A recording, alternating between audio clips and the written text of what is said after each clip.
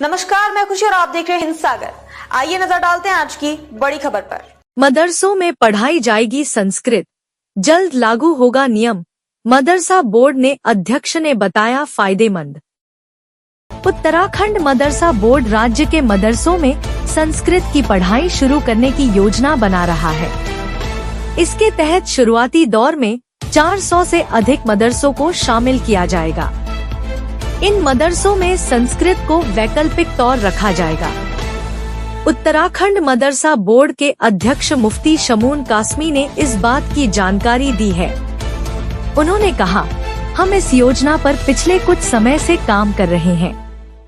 इस बारे में एक प्रस्ताव तैयार किया जा रहा है और अगर इसे राज्य सरकार की तरफ से हरी झंडी मिल गई तो इसे लागू कर दिया जाएगा। फायदेमंद होगा संस्कृत का विकल्प। उत्तराखंड मदरसा बोर्ड के अध्यक्ष मुफ्ती शमून कासमी ने कहा कि सीएम की मदरसा जाने वाले बच्चों को मुख्य धारा की शिक्षा से जोड़े जाने की इच्छा के अनुरूप ऐसा किया जा रहा है।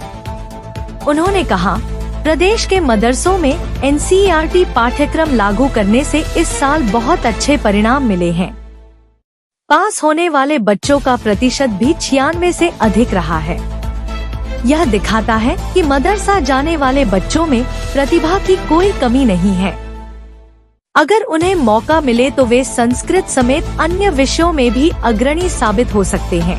कासमी ने कहा कि अरबी और संस्कृत दोनों ही प्राचीन भाषाएं हैं और अगर मदरसों के विद्यार्थियों को अरबी के साथ संस्कृत सीखने का भी विकल्प हो तो यह उनके लिए फायदेमंद होगा।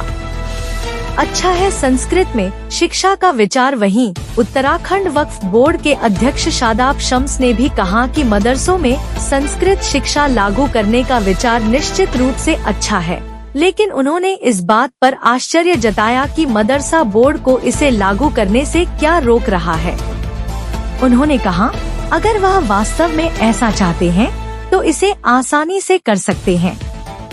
मैं नहीं समझता कि इस मामले में उन्हें राज्य सरकार से मंजूरी मिलने में कोई अड़चन आएगी।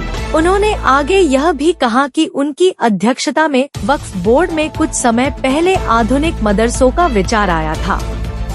मुख्य धारा से जुड़ने में मिलेगी वजह। उत्तराखंड वक्फ बोर्ड के अध्यक्ष शादाब शम्स ने कहा, मुझे लगता है कि धार्मिक शिक्षा महत्वपूर्ण है, लेकिन बच्चों को केवल धार्मिक शिक्षा तक सीमित रखना उनके भविष्य के साथ खिलवाड़ है।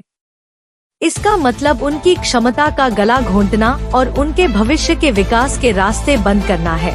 शम्स ने कहा कि सभी मदरसों में एनसीईआरटी की किताबें या उत्तराखंड बोर्ड का पाठ्यक्रम लागू करने से वहां पढ़ रहे बच्चों को देश की मुख्य धारा की शिक्षा से जुड़ने में मदद मिलेगी। तब तक के लिए बस इतना ही। फिर होगी आपसे मुलाकात ऐसी एक और बड़ी खबर के साथ।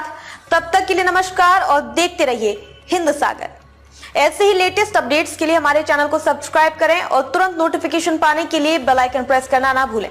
और यदि आप हमें फेसबुक के माध्यम से देख रहे हैं तो हमारे चैनल को फॉलो जरूर करें।